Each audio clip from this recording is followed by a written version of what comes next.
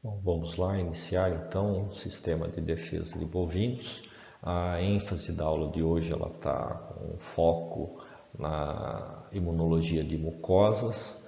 Então nós vamos abordar a parte da mucosa nasal, mucosa intestinal, principalmente, né, e relacionar isso com a saúde animal.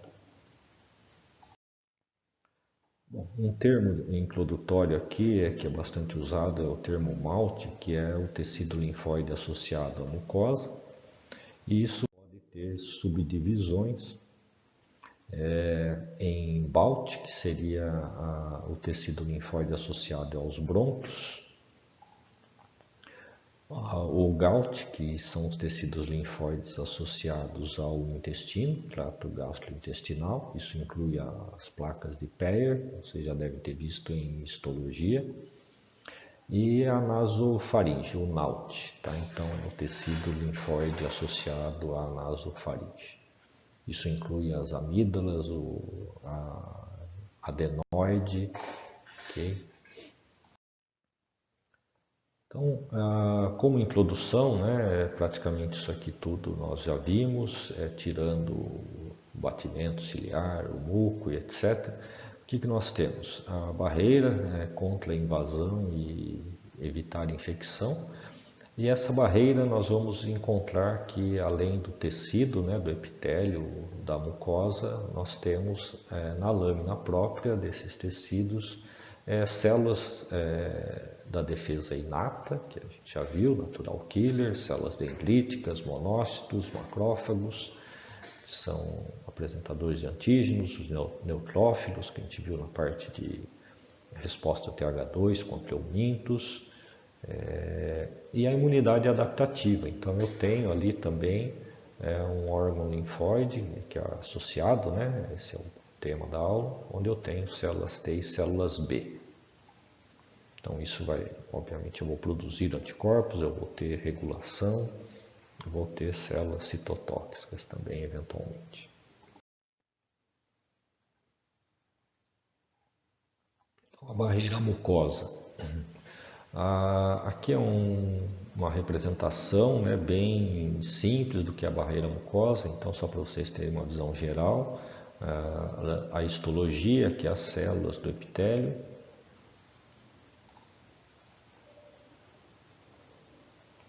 então as células do epitélio, aqui uma zona de morte, onde eu tenho um muco, né, interno aqui, da camada de muco, onde eu secreto IgA, tá? Aqui na verdade é chamado de SIgA, já explico, e peptídeos antimicrobianos. O que é esse SIgA? Quando eu sensibilizo, né, seleciono um linfócito B, esse linfócito B ele acaba se diferenciando em plasmócito, vai secretar um dímero de IgA. Esse dímero é reconhecido, né, tem um receptor aqui de Ig, então estes anticorpos são capturados pelas células aqui e secretados no lúmen, então por isso que é chamado de IgA secretado. Então existe a secreção do anticorpo solúvel que vem do plasmócito e esse S é para diferenciar então que essa IgA foi parar lá na zona de morte no lúmen intestinal ou no lúmen respiratório, tá, das vias aéreas.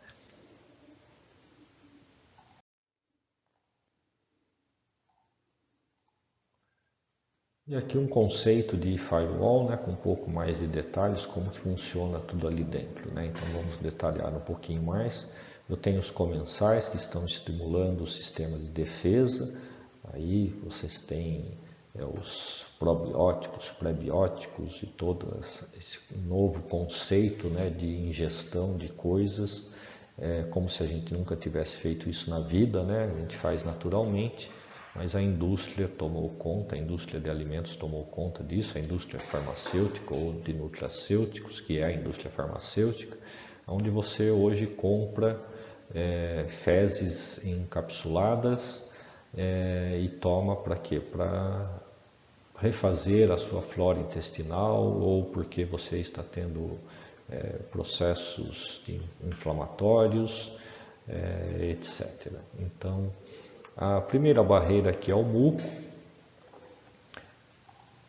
Depois eu tenho as células epiteliais, né? Obviamente que o muco é produzido ali pelas células caliciformes, que estava representado na outra figurinha. Os comensais podem passar pela membrana, né? Então tem translocação aqui, eles são fagocitados naturalmente pelas células dendríticas, são reconhecidos como não próprios, né? Não necessariamente como patógenos, mas isso vai estimular então a resposta através de L10, TGF-beta, e você vai ter então a sensibilização, a seleção de células T regulatórias. Tá? Esse processo aqui, como que sabe que é um comensal, isso obviamente é a evolução, né, a coevolução desses organismos que permitiram, os micro-organismos que se deram bem, permitiram, podem trazer algum benefício para o hospedeiro. Então eles ficam lá, então isso são milhares de anos de evolução, eu não vou arriscar muito porque eu não sou biólogo, falar besteira. Então isso gera uma resposta regulatória, tá, que bloqueia muitas vezes a resposta TH17, TH2, auxiliar 17, né, já comentei isso anteriormente com vocês, a TH1, resposta TH1, então seleção de linfócitos TH1 e a produção de imunoglobulinas do tipo A, que são geralmente associadas à mucosa. Okay? E as células T regulatórias aqui também representando que podem ser migratórias.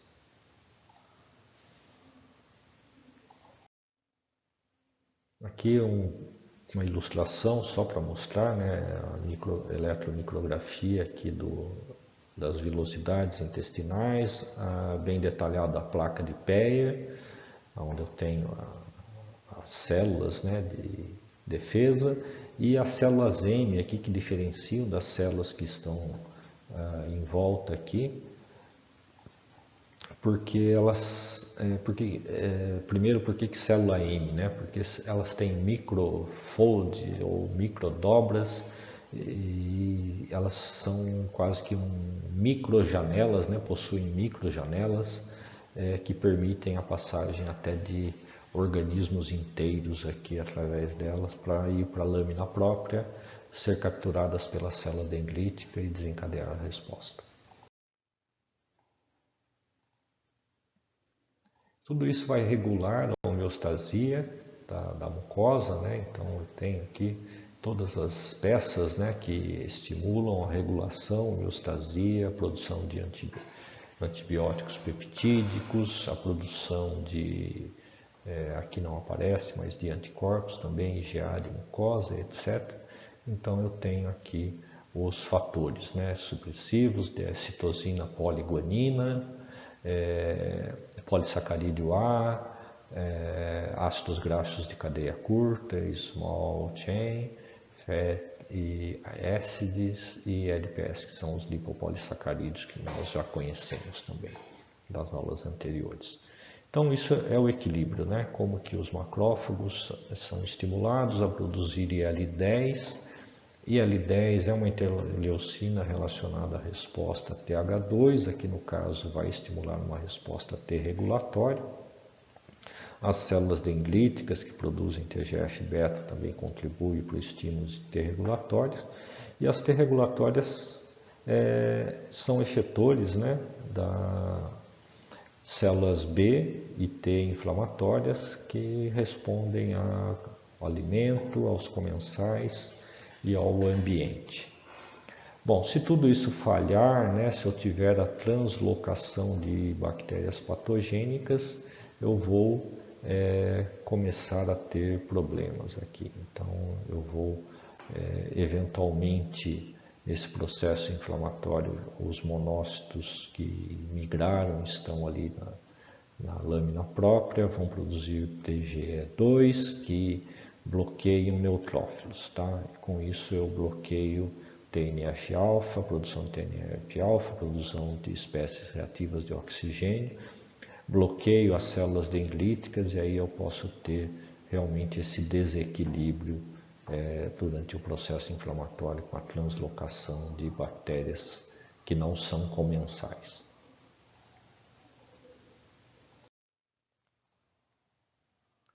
Bom, os comensais contribuem, né? Já está claro isso. Aqui mais um pouquinho de detalhes, como que eles contribuem com a imunidade de mucosa.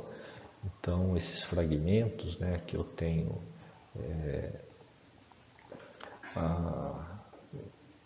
as substâncias amiloides séricos que vão estimular as células TH17, as células do epitélio que produzem os peptídeos antimicrobianos, os ácidos graxos de cadeia curta, que são capazes de regular a produção, né, e o amadurecimento de células regulatórias. Isso impede uma inflamação do tipo TH1, né, então essas células regulatórias suprimem uma resposta TH1. E o tipo 3 de linfócitos da defesa inata, que estão relacionados a natural killer, né, subtipos de natural killer, que produzem IL-22, tá? E esta IL-22 vai estimular então também a produção de peptídeos aqui. Dois exemplos aqui que são lectinas, né? Além dos peptídeos, vocês se lembram da bioquímica, obviamente, que são cadeias curtas de aminoácidos, até 40, né, dependendo aí da autoria, 40, 50 aminoácidos. A insulina já é considerada uma proteína, que é uma das menores proteínas, né, sinalizadoras. Então aqui proteínas que são lectinas, 3-gama, 3-beta, que principalmente aqui a 3-gama ela é específica para bactérias gram-positivas, tá? Vocês devem estar vendo isso em microbiologia.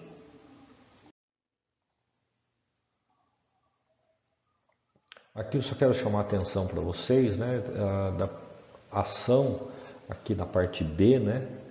Aqui são detalhes também, mas a parte B aqui é a importância das NETs formadas por neutrófilos, tá? NETs são redes, né?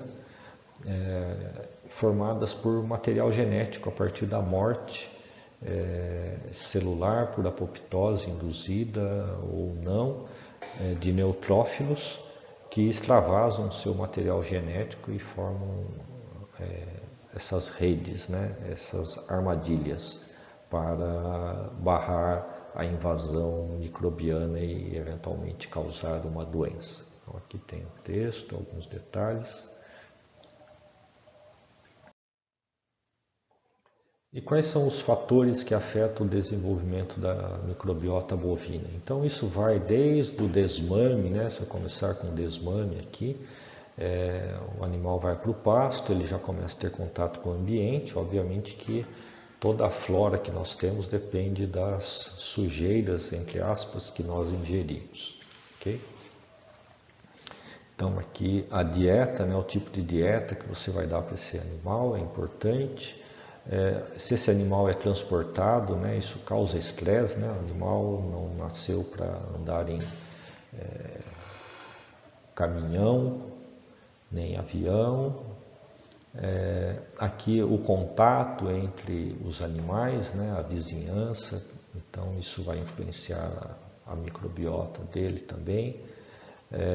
Uso de antibióticos, né, eventualmente aí para tratar alguma infecção durante o desenvolvimento do animal, o contato com patógenos, que também está relacionado com o uso do antibiótico, né? Mas eventualmente os patógenos podem não causar doença, mas vai colonizar e fazer parte da microbiota ali. E vai ficar em equilíbrio, né? Se houver uma inflamação por algum motivo ali, na mudança da alimentação, estresse de transporte, esses patógenos que estão entrando ali, obviamente, vão causar uma infecção, uma inflamação e posteriormente uma infecção.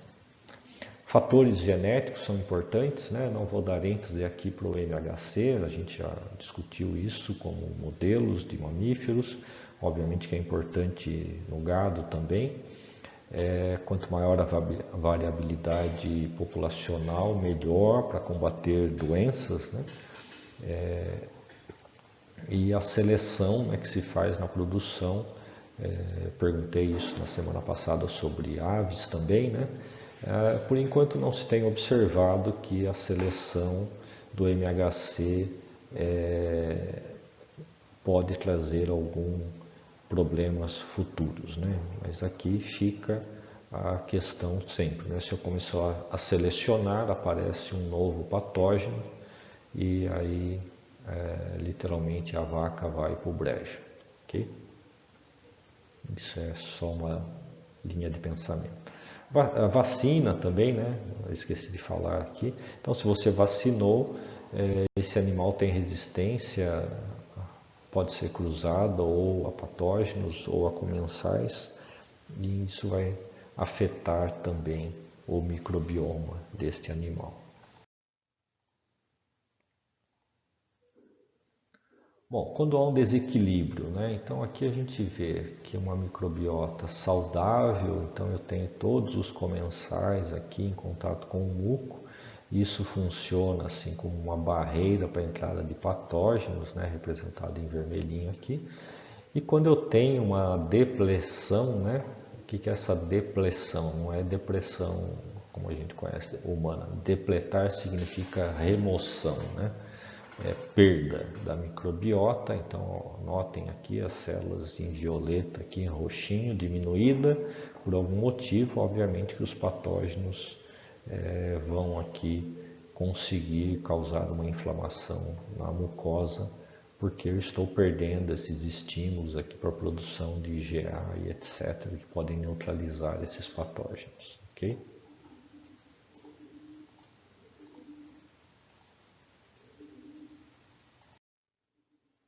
E esse desbalanço aqui, que é chamado de disbiose, né? Um nome bastante esquisito. A disbiose é quando você perde, então, o seu microbioma que está em equilíbrio, né? Que está fazendo com que você tenha uma mucosa saudável, um lumen com uma população, uma colonização que te traz benefício. Então, nós vamos ter o desequilíbrio aqui e a inflamação da mucosa. Aqui é um esqueminha para mostrar a localização da mucosa nasofaríngea, um esqueminha das células M, né? As células M são capazes de capturar ou permitir a passagem através do seu interior. Elas têm essa bolsa ou bolso aqui, como é chamado na literatura em português, onde micro-organismos inteiros passam por dentro da célula M e vão aparecer do outro lado. Então, uma célula ali que está filtrando, né? Essa célula M tem ali as suas dobras, a sua permeabilidade que passam micro-organismos inteiros. Elas não têm capacidade de digerir, né? Uma alta capacidade com lisossomos, um poder de fogo para digerir. Não são células apresentadoras de antígenos. Então elas fazem ali um filtrinho, microjanelas que permitem a passagem dos micro-organismos, e quem vai fazer o serviço pesado são as células dendríticas, os monócitos, os macrófagos, que vão apresentar antígenos para a célula B ou T, ou digerir antígenos e permitir a resposta adquirida.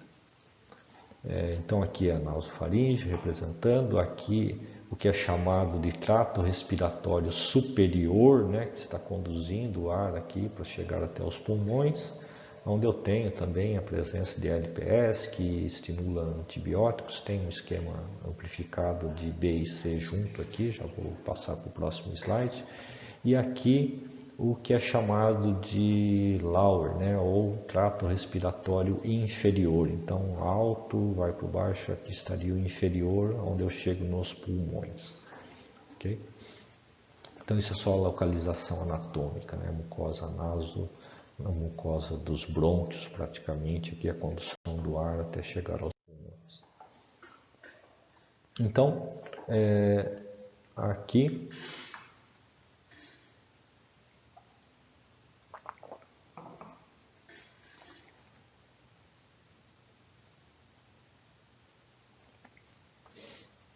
que é aquele esquema, né? Aqui seria o upper, que é o B. Deixa eu voltar aqui. É o esqueminha B, que estava um corte, né? Que estava ali na parte superior direita. E aqui é o esqueminha C, né?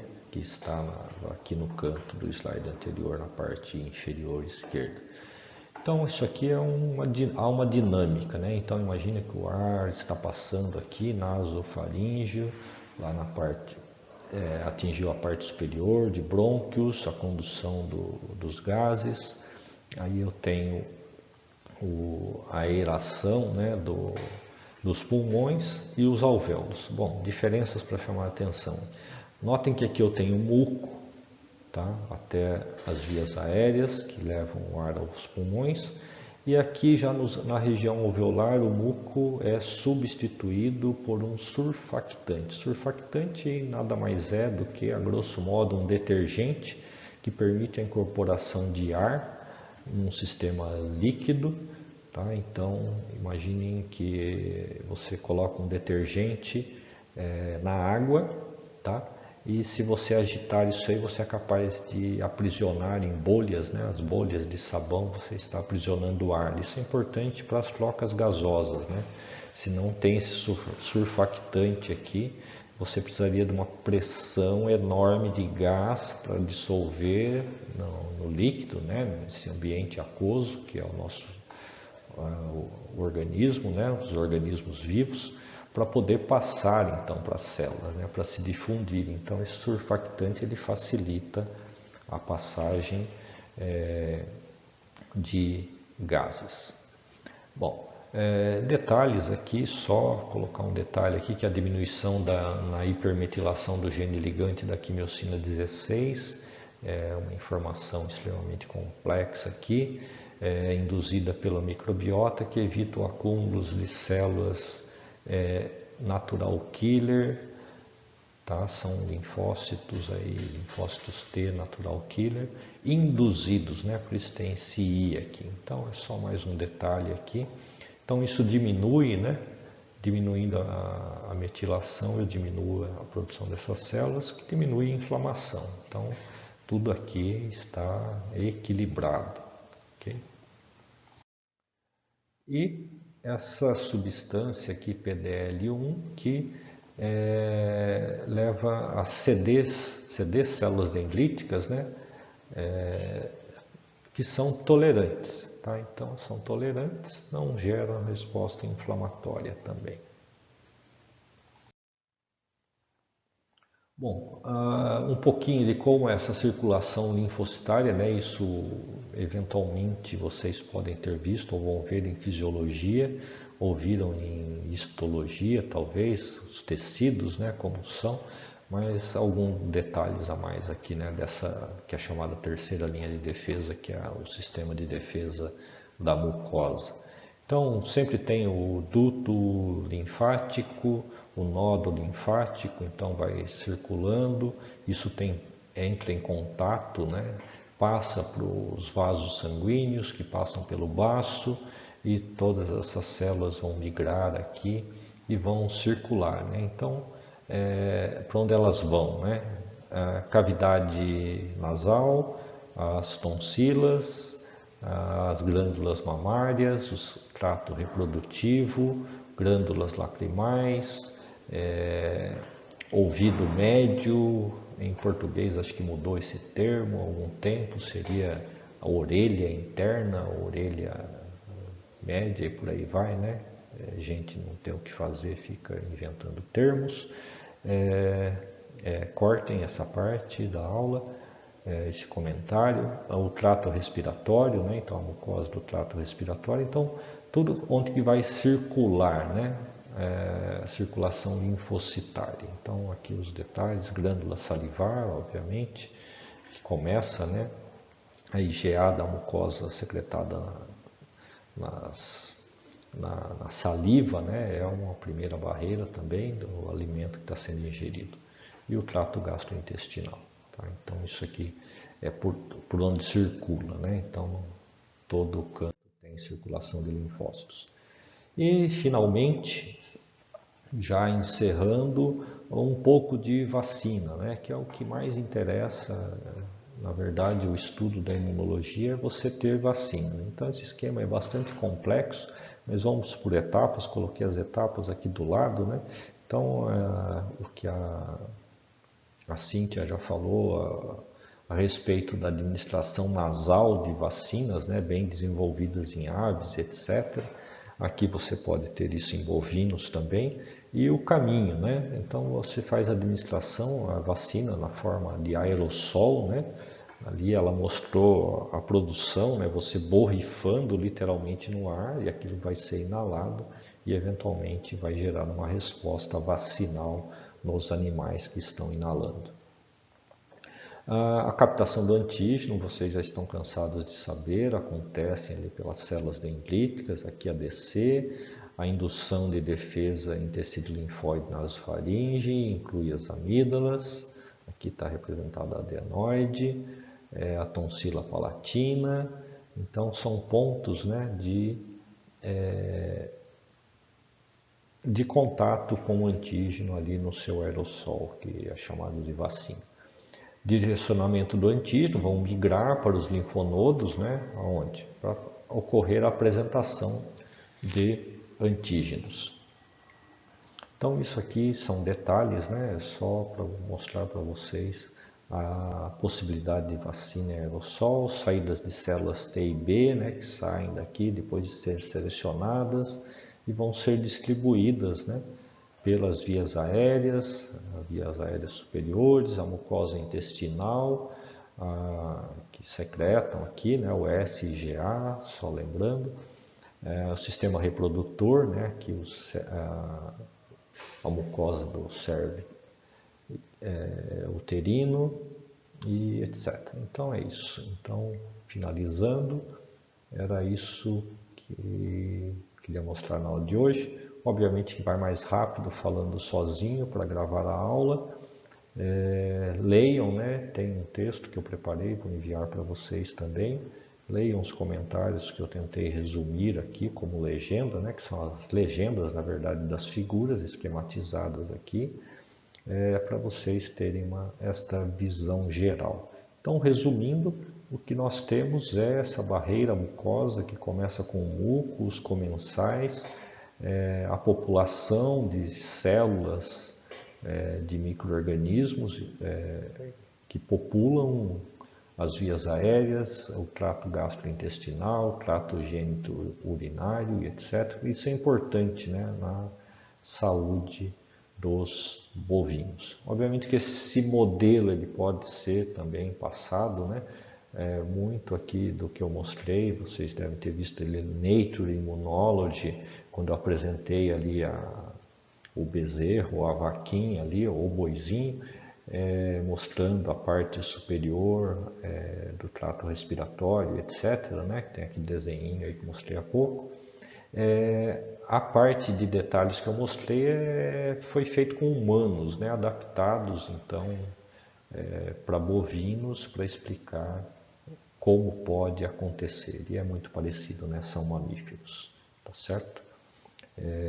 A semana que vem a gente fala um pouco, a ênfase com suínos eu vou levar para um outro lado, para a gente não ter esse viés, mas ter um modelo, tá? O que vocês precisam de modelo para seguir e, obviamente, como a Cíntia falou a semana passada também, é muito pouco tempo no curso para você se aprofundar, né? Existem livros, eu tenho um aqui que eu peguei para preparar essa aula, etc., só de bovinos, só de aves, eu estou com 3 livros aqui, ok? Tem um texto também que eu estou revisando ainda para passar para vocês sobre aves, tem mais detalhes, obviamente, que a Cíntia falou em aula ainda, mas é esta visão geral que vocês precisam ter. Então, notem aí que o professor Ricardo Moro, né, já deve estar falando do malte, do gout ali, etc. Comentem com ele, façam perguntas, né, e eventualmente nós vamos fazer uma prova integrada aqui, vai dar uma bela mistura imunologia com microbiologia para vocês integrarem o conhecimento para sair da compartimentalização. Era isso.